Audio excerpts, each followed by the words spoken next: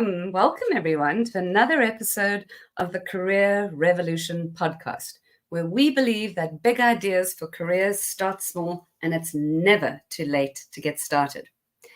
I'm your host, Licia Dewing, and I'm a career strategist, and I get to help people design their careers so that they can go to work on purpose and not just live for the weekend. Our special guest today is Mimi Masala, who I've had the great pleasure of knowing for a good couple of years. And really, Mimi is an entrepreneur at heart. She has an absolute penchant for innovation.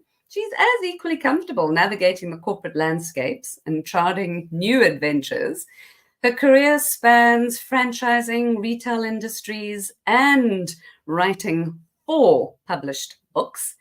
So she brings a wealth of experience and insight into any conversation. In addition to her personal pursuits, she's also an avid investor in property and leverages her experience to identify lucrative opportunities around the property investment and real estate market. Mimi's a proudly South African. She's a mum of 3 boys. She's currently stationed in Johannesburg, but she's also a bit of a global soul, and I can't wait to get her in to the studio and start the conversation. Welcome, Mimi. It's such a great honor to have you here. To kick us off, tell us about your career journey. Tell us a little bit about where you've walked, those corporate corridors, where you've been, and what's got you to where you are now. I thank you so much for inviting me, Licia. And just hello to your viewers and your listeners. So my career spanned, I always say that it spans from my early childhood, growing up in the townships, essentially. Yeah. I grew up behind the counter. That's all I know. You go to school, you come back, you hit the tills. So that's why, and I believe, there's always this argument about nurture or nature. Do I love retail because I've always been in it? Or is it something that inherently has always been in me? Regardless, and I think I've always loved what I do. I think serving people, that's quite important. So I grew up in the township in Everton, and leaving Everton, the first time I really left the Vaal Triangle, it was going to Rhodes University, actually. And so this is where I graduated in a bachelor's, degree. Interesting enough, it was in politics and industrial relations and international relations. I always, fancied myself being a diplomat. Well, I did land the interview. However, I never took it because what then happened is McDonald's came into South Africa, in 1995. And initially when I started with McDonald's, it was really because they were offering living overseas. And I thought, oh my gosh, I'm out of here. All paid expenses. And that's where the journey really started, at the time, soon after end of apartheid in South Africa. But here's what's interesting, though, about my journey in McDonald's. And I think in one of the books, Franchise Success, which I wrote, I do mention it in the preface to say that whilst in the township in Everton, I actually wrote to the head of franchising internationally in McDonald's, because I had seen this logo on the Ebony magazine. And what was interesting, in the 80s, there would be someone always bringing these magazines that were illegal at the time. And we used to love watching these African Americans. And then I would see this logo, yellow logo, and I was fascinated by it. And then I decided to apply for a restaurant. I must have been less than 16 years old. And I recall getting, to my shock, a response. And his name was Jim Kramer. And he actually responded, dear Mimi, unfortunately, we are currently not investing in the continent of Africa, but should the situations change, we are sure to let you know. I cherished that letter, you cannot imagine. It was eventually destroyed by the township riots, when my mother's business was essentially destroyed in the township. But unbeknown to me, that I would end up, working for McDonald's. And I think this is where my journey in franchising actually started. But I've always been fascinated by multinationals in terms of how they operate. How do they grow? How do they scale? So it's always fascinated me. My first job was actually with Coca-Cola. So I've always had this pattern, you can see it, of multinationals, because, I would dream of having my own beverage brand. I dreamed of having my own restaurant. So I go work for McDonald's. And not so much about for the food, but the process has always been a thing for me. What processes are actually involved here? How do they scale? Scale has always been a big thing to me. So, and then in between, that I've always had, always wondered, what else, how far, can I go? And then eventually when I did leave McDonald's, tried, my own brand, which, it is different. It is different outside of the support of a franchise, the industry. Things are a little bit different. It really did not work out. And I think as God would have it, I landed back in the corporate space.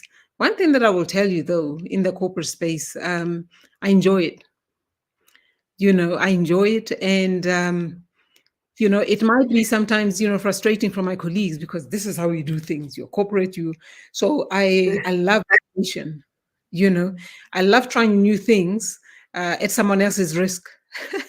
If you're so, and I think that's what I really about the corporate space. So I suspect, I put it to you that the part of you that loves corporate is that political degree that you studied, because it's all about politics in those corporate corridors sometimes. Not the politics that we know, but the politics between people. But tell us about what inspired you. I want to fast forward to the 4 books that you wrote, because and then backtrack. Talk us through what inspired you to become an author and why those particular books. I'd love you to shine a light on that.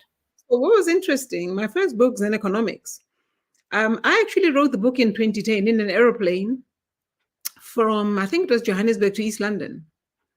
And it was at the time during those unfortunate periods of xenophobia, if you can recall. Because economics really, it is like just strategies that migrant entrepreneurs utilizes in order to prosper, not only in South Africa, but I mean, everywhere around the world. Big economies are actually built by migrants. That's actually the reality, because when it comes to opportunities, for some reason, citizens don't see this opportunity. So someone that comes particularly in these war-ridden, war-torn countries, they're gonna with the mindset of an immigrant. Absolutely, yeah. It's like for them, it is like Canaan. Oh my God, it's like opportunities, everywhere. So what I did specifically in that book, it was like, so what do the Somalians do? And at the time when I wrote it, predominantly it was Somalians that, they were in the townships really running the spaza shops. And before even the Pakistanis, yeah, were trickling in also. So it really fascinated me in terms of how they operate. But what is interesting about what we'll see is one common denominator amongst all migrants anywhere in the world is the fact that they work together.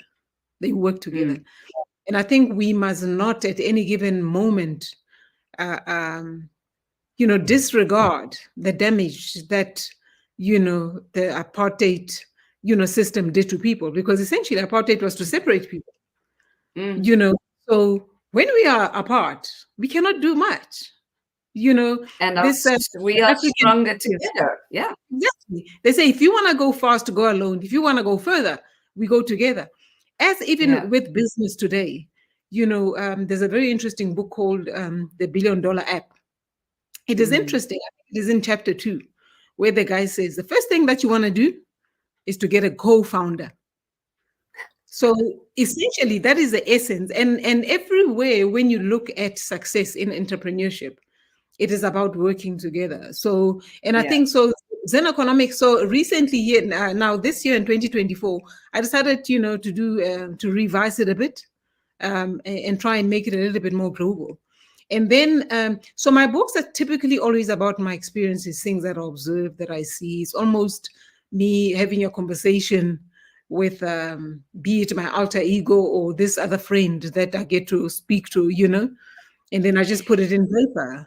Yeah, but you write books to help you serve you help you help a person, and you help them fix a problem, and you help them move forward.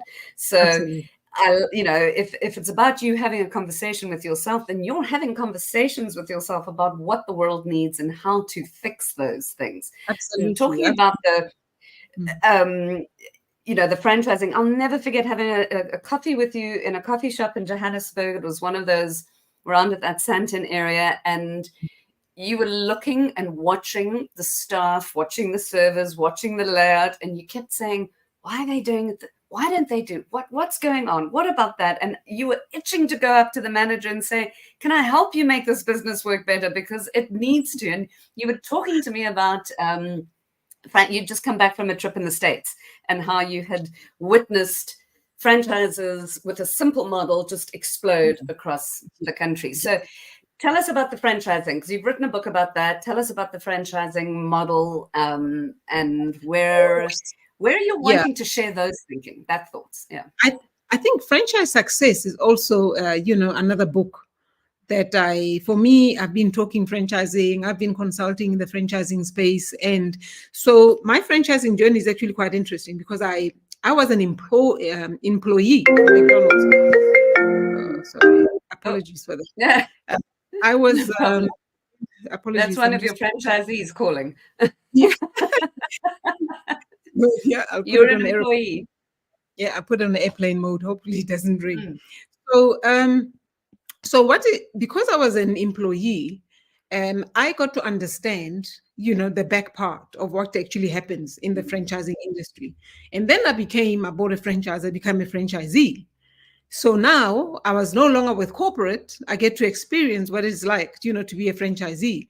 So it's almost been like, wearing two sets of, hats, if you want to call it that.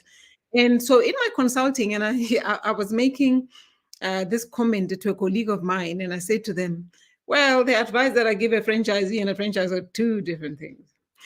In a sense that, as a franchisor, you don't want the burden of a franchisee who's cash strapped, struggling with cash flow. So we typically advise them, you need to come in with a higher percentage of unencumbered cash to cushion, business expenses while you're getting used to the running of the business. And yet from a franchisee who is just either being retrenched and is being forced to take all of the pension money and invest in this business, I say to them, well, don't put all of it in there. So maybe a little bit of risk, 25%, be safe, in case this thing does not work out. And so from that perspective, I have to wear different hats, Yes. So a lot of people don't understand that it's either I am for the franchise or I don't believe in that at all. For me, business is business, and we have apply different hats. So in my book, I also really delve into what really, really, really makes a successful franchise.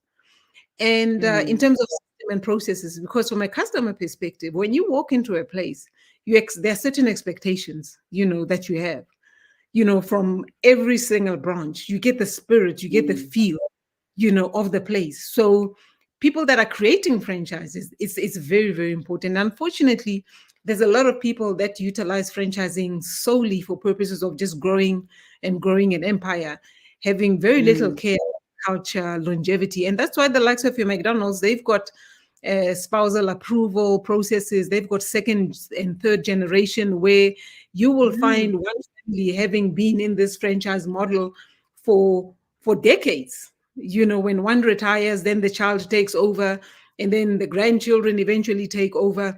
Ideally, from a brand perspective, that's really what you want to develop. And but also have to have a passion, I believe, for people. That people, can actually feel that they belong. Yes. With your organization. So do you think that the franchise model in South Africa has a lot of growth and a long way to go? I believe so. I mean, Licia, we've got brands that can thrive in either Europe, but particularly in the US, in China, that can thrive. So what tends to happen in South Africa, when you do well in this country, however it is that you deem well, because we are so hung up on our own currency, tend to be comfortable. You're living comfortably, in fact, way above anyone else. So, why shake the tree? And then also, I think people are afraid to, that because franchising laws also change. The US, for example, is particularly stringent. So you can't just open a spaza Mm, shop and franchise it. You mm, need to demonstrate a proven track record. You've got the Franchising Act there, and yet in South Africa, franchising falls under consumer protection, which is like so mm, bad. mm. I'm just hoping to convince them at a later stage that there has to be a specific uh, um, franchising law that deals and protects not only the franchisees, but as well, the franchisors as well. I'm just hoping to get to that level because it's very important. I've had people spending their Yes. hard money and just lose everything, Mm, you mm. know. And so I think from that perspective, we have a long way to go. Okay. I want to segue into your purpose because we're talking about the things that inspire you, that you absolutely love. Mm. And thank you for taking us back to the early days at Rhodes University. But I know that you have a deep love for the continent, for the country, and are invested in it in many ways. So from a purpose perspective, I know that your purpose has often been aligned with impacting society in a positive way. And what project can you share about something that you've been involved in where you have done that? And what role did you play in its execution? Because there have been many You throughout your Yeah, career evolution. So tell us, yeah. share some with us. I'm sure I've done a lot in the past, but it's I'm always focused about what I'm doing also right now. One of the Yeah. reasons I really love what I do in my current role, executive role at the moment, um, I never walk into an organization and say, yes, I have a lot of respect for organizational culture, values, but mine is that how do I take that and actually enhance it and actually bring it to life, you know? And there's a Mm. project I'm working on. It's called Zakhele Kaya, and loosely translated, it means build your own home. Oh my gosh. Mm. I have had so many rocks on the road with this project, but I tell you to a point where I just want to give up. I want to give up. But I wake up in the morning and I'm just back at it again. Because one of the things that I discovered is that the marginalized in our society, who are predominantly in townships as well as Mm. rural areas, Mm. there are benefits available at their disposal that they are completely oblivious on. One of the things Unaware that of. Mm. is that people used to come in and purchase building materials, for example, utilizing personal loans. And I thought, no, man, this cannot be right. That's when I came into contact with the National Housing Funding Corporation. It is a department of the human settlements, to discover that there's actually subsidies available to people. And it's like the biggest kept secret. So I thought, how about we inform people that you may qualify for a subsidy and bring in other responsible lenders. We are now in a strategic relationship with Capitec. Help people. So they actually created a product, a purpose loan for home improvement specifically. So Wow. that lending product and the subsidy, you merge them together. All of a sudden, someone that had absolutely given up on owning or having a roof over their head and owning property is given hope. So it's going to take a while, and I think we will have fully rolled out anything between 12 and 18 months. And we are actually busy with construction of the first house, and I cannot begin to explain how I'm fulfilling it. Maslow speaks about the very Mm. basics right at the bottom of the Mm. pyramid, which is like, food Mm. and shelter. And I think as corporate citizens, if we do not make it our business to uplift everyone else around us, and we Others. think we're going to Mm. enjoy our lives while everyone else suffers, we can see with the escalation of crime in the country that something has to be done. And Mm. and then it's like small things in the South African context that gets lost really in translation. People thinking that a Mm. subsidy alone, they will see me walking into the branches and I said, hey, have you pre-applied for your subsidy? Hey, sis Mimi, no, we don't want loans. A subsidy is not a loan. So Mm. one, communication, Mm. it is just, we take it for granted that people can just speak basic English, so it is Mm. our responsibility to make sure that people listen for understanding. And these are the type of things. And I always make reference to McDonald's. They've got training systems and processes. How you know that a person understands fully what it is that you are imparting on them? They need to be better than you are. I never forget this Mm. expert, actually from London. He says, for as long as you are better than your employees, you have not trained them. You have not trained. And that has really stuck with me to a point whereby, until I have implemented this process to a point where I'm getting the staff members, the general assistant carrying the cement in the aisles, comes to me and make recommendations about this product, then I haven't done my job. Yeah. You know. Yeah. So this is the one thing I'm telling you, Alicia, the passion. Oh, and it is something that I'm just not doing it for the accolades. Mm. When people have lost hope, we have a staff member. I remember when they was running away from me thinking I'm coming to give them loans. And I sat down in front of my computer with one of the staff members and I did a pre-qualification with them. The following day, she gets an answer from the NHFC. She qualifies for 150,000. She was like walking on air. She was so happy. Immediately, Yeah. this is someone that left, Limpopo, Mama Ila, to come and Mm. seek employment in urban areas. And then Mm. immediately she's wanting a transfer. She wants to go back home. She's got a piece of land at home. She does not have a piece of land here in the urban areas. Yeah. You know, Yeah. like, so all of the hope, Mm. like, Mm. literally. What is interesting when you do things like that, for people, all of a sudden it's like you're putting people almost at an equal footing. And Mm. so this is the one project I'm telling you, that I'm just so. But I mean, there's many. I wrote a book also about weight loss, my journey, and then I Yes. think Yes.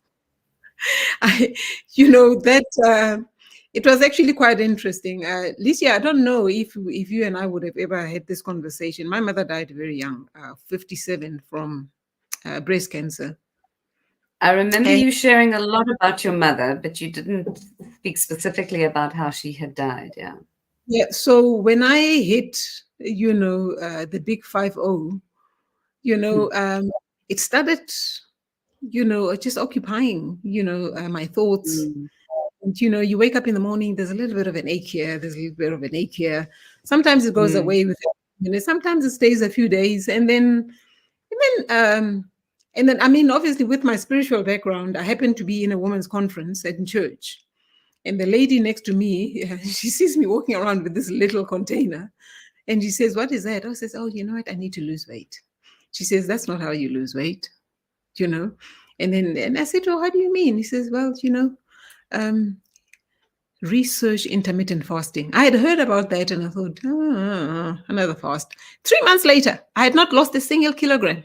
I was doing things my way. And then something in my spirit just said, gather more information.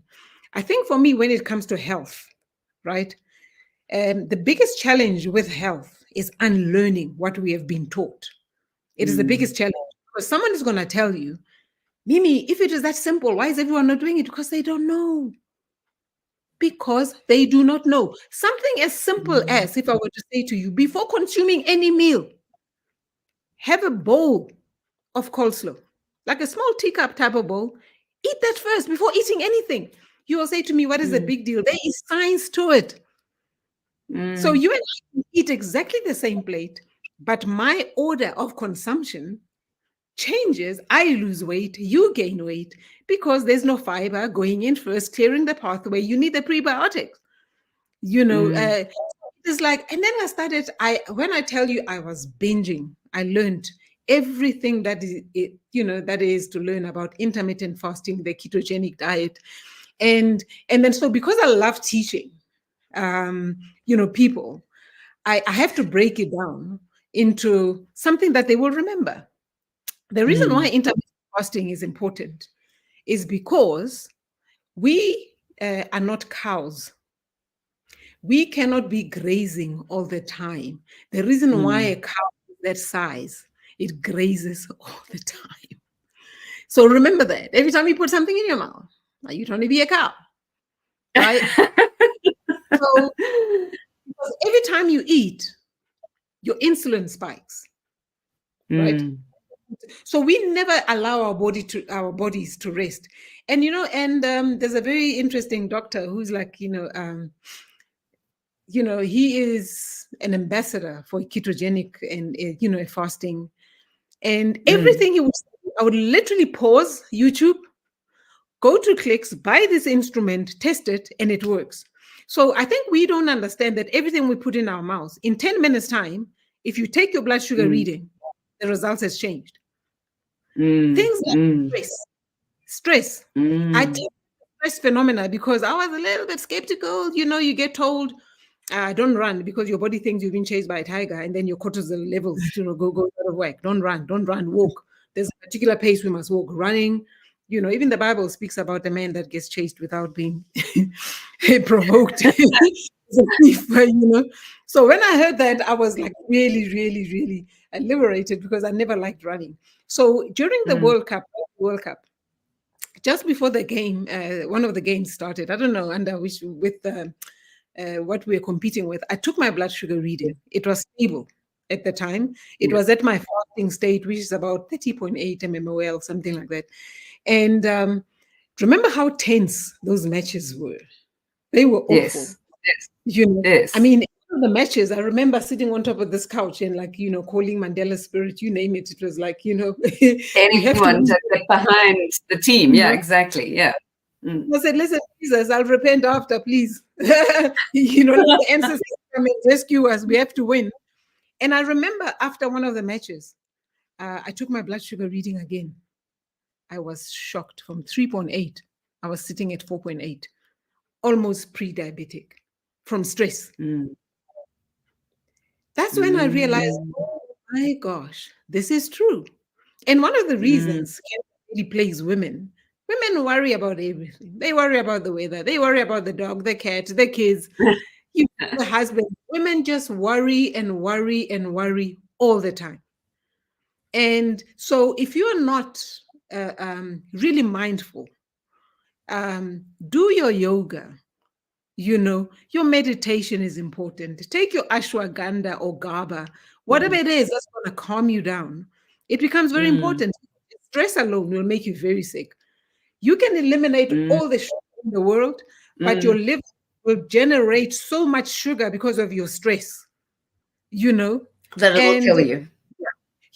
So it is like, things like that I begin to learn. And I think I'm just so grateful that I eventually got to a point where I no longer have to engage in these diet fads.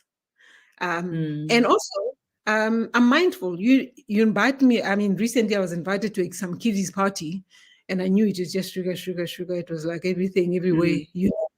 But I knew how to deal with that. Yeah. I take my apple cider vinegar. I carry it in a hip flask in my bag. Before consuming anything, that's not okay. Yes. One room, and I have that first, so that I get my sugar spikes when I consume all of these not so healthy things. My prebiotics. There's a very good one called Melcosan, and then so there's ways around it. And it's about people gaining the awareness. But before the awareness, I had a why. I wanted to see my grandchildren. I was not going to die at 57. I had my why. Yeah. I've got people that come into my program and then it's like, oh, no, it's not working. And then what is interesting is I'm actually busy developing a questionnaire.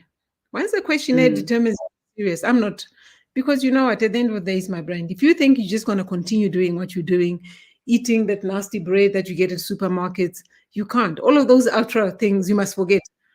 You must just forget. Change, but every time someone speaks about fasting, people start shaking. Just the idea I'm going to fast. If you were to tell yourself, I challenge anyone to do a 3-day water fast. And I will guide them through it. As long as you're taking your electrolytes, these things are very cheap. You get 3 sets at discount for under 100 Rand, and you only need one for 3 days. Licia, all of those crazy cravings, Kit Kats, whatever it is, your craving thing is, after Break those the 3 pattern. days, Yeah. it's gone. And then thereafter, you just change your ways, So it's been very, very interesting. And then obviously after a while, you're healthy, you become very vain, eh? You've seen me taking photos. Listen, we're avid followers of those schoolboy war cries on Facebook, and you and I always share our best one. And there's a whole competition that DJs, radio DJs, taking, because the South African, there's something about the thing that goes on there. But I've seen those pictures of you on Facebook, my friend, and I think they're phenomenal. But serving from the counter, I love how your story iterates with your personal experiences and how you go out and you do it. You don't wait, you do it. You don't wait for anyone to give you that permission. You write a book and you change the status quo. You develop a program for women who need to lose weight, whatever it is. There's going to be lots of links in this episode, wherever my audience might be finding that, whether it's on LinkedIn Live or whether it's on YouTube, and they're all going to lead to everything that you're telling us about your program, about your housing project, and certainly about the books that you've written in the past. Quickly mention the last book that I wrote. It was Your Exit Strategy. Yes. In fact, just leaving a toxic work environment, it is so, you know what? I never thought people would be so interested in that. I just never thought, I just thought it was one of those things. But what actually spurred me? You see, I have a story for every book that I've written. I was listening to a podcast with Fanita, the CEO of Investec, and he was being interviewed by Gibbs Business School. I think it is in Mtombeni. And he was speaking about people working in environments where their ideas are really not considered, and how eventually your esteem, it is so crushed that eventually when you get the courage to leave, wherever it is that you're going to go, you're starting off at such a low esteem base and it is lost. So he was like really urging young people, get out of there. If you are not allowed to speak, voice an opinion, that's not where you want to be, because when you kill a person's spirit, there's nothing worse, And so for me, but what is important beyond that, don't just pack up and leave. There are rules. There are rules in this. In one of my corporate experiences, I remember we would have like focus meetings, for example. They start at 7:00. Licia, I had never been late, and yet I was accused of being late. You know why? Because by the time I came, everyone else was sitting. And then after a while, I had to read in between the lines. And then it is something now that I foster. Any employee of ours, if you come in for a 7:00 meeting at 7:00, you're actually late. Because now everyone is waiting for you. Everybody knows. People start dialing in at 1:45, 10:45. 5:45 is the absolute latest. Because think about it though. Forget about that company and everything else. Do you want to find out at 7:00 that you can't connect to your computer? It's all about planning. So sometimes not each and every single corporate rule is written. Have them and communicated and as you say, communicated in a language that everybody understands. Your vision of walking past, the guy that's, the driver that's taking up the load of cement in your current organization needs to turn to you and say, this is what we can do to change. Then your job is done. That to me hits on a different tone. And I want us to talk about, what are your career revolutionary tips? This feels like this is a season. This isn't an episode. My goodness, we could have one episode per book and then all the rest of it. This feels like it's a season. It's the Mimi Masala season. So we're definitely going to have you back. I know, and I can tell and sense that the community and audience who are going to be listening to this are going to have so much to ask. But let's go into your career revolutionary tips. You shared some things with me before, and there's 7. I'm going to read them out, and then you can pick them up. You said, embrace entrepreneurial versatility. leverage industry expertise, maximize property investment opportunities, pursue purpose-driven ventures, commit to continuous learning, foster social impact, share personal growth journeys. You're the walking, talking guidebook on how this happens. Maximizing property investment opportunities. One of that, you remember that subsidy thing I'm telling you about? It's a very basic example. So this customer that we're breaking ground, I think in the next week or so, right? This is someone that never knew he qualifies for a subsidy. He happens to be in the right place in the right time. And I'm glad he's so open-minded. He's going to build a house. So partnering with Cash Build and Capitec and the NHFC, he's going to build his house at cost. This is someone that earns 20,000 Rand a month. He's going to build a house. When that house, we've evaluated the house. When it is built at cost, it would have cost him 400,000. When it is done, the market value is 1.2. Yeah. He said he's going to sell the house. He's busy subdividing his property. And then he's going to start again. He will now be living in his house that is loan or debt free. Yeah. Only because of information. Ask. And then so it is like small things like that. And then he could then repeat, rinse, and repeat, because we tend to think that you have to earn a lot of money to make money. No. It is about understanding where you are and actually what to do with the money you've got. And then leveraging that. And you know what? I think as South African also, Lisa, at some point, we need to get over our past, eh? We have to. Yeah. We have to get over our past. It's just so important. We cannot, because you know the saying, the rear view mirror versus your main screen. You're looking back. Right? Yeah. And we have to move on, because sometimes, even when I offer opportunities, right, people look at you with such suspicion. Too good to be true. Now the catch. No, it is not. We are made in the image of God of abundance. We need to get comfortable with abundance. So a lot of people, sometimes I ask him, is it money that you want? Or was it Mbeka always made an analogy, which is actually quite interesting. The difference between South Africans investors and American investors, for example. An American investor is looking for a return, right? A South African investor is looking for some funky relationship that, if I am this color with this type of hair, I need to get over that hurdle first before you can listen to my pitch.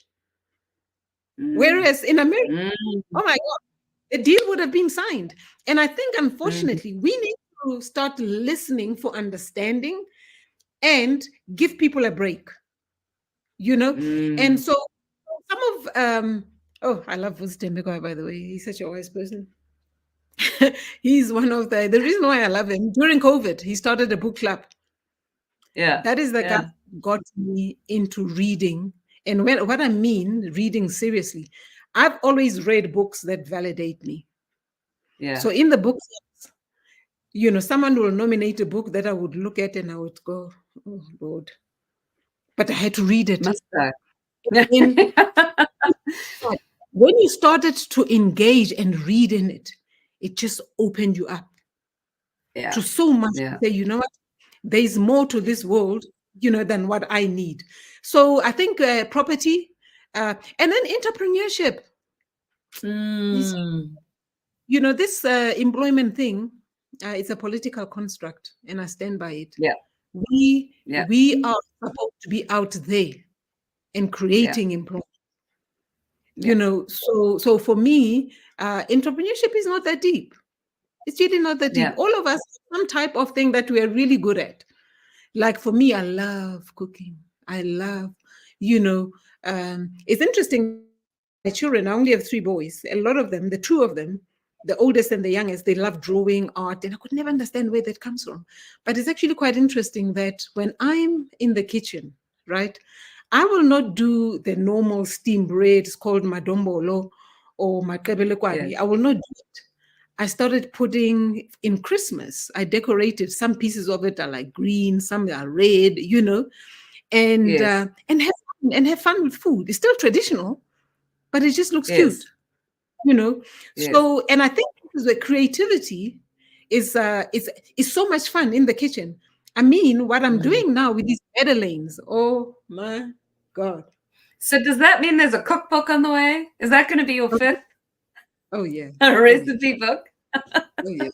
Maybe we have to wrap up. I am so reluctant to have to say we have to wrap up. I mean it when I say that this is a season. This is not an episode. And thank you for sharing your information and your purpose and your soul with us, but with the world through your books and helping to impact the very people here in our beloved country that need that support and that help. Yeah. We've known each other for a number of years. I'm so excited to continue to know you and watch where things are going with your housing development app that you're launching within your current organization, along with all the other things that are still bubbling under the surface that you're going to bring to life. So I can't,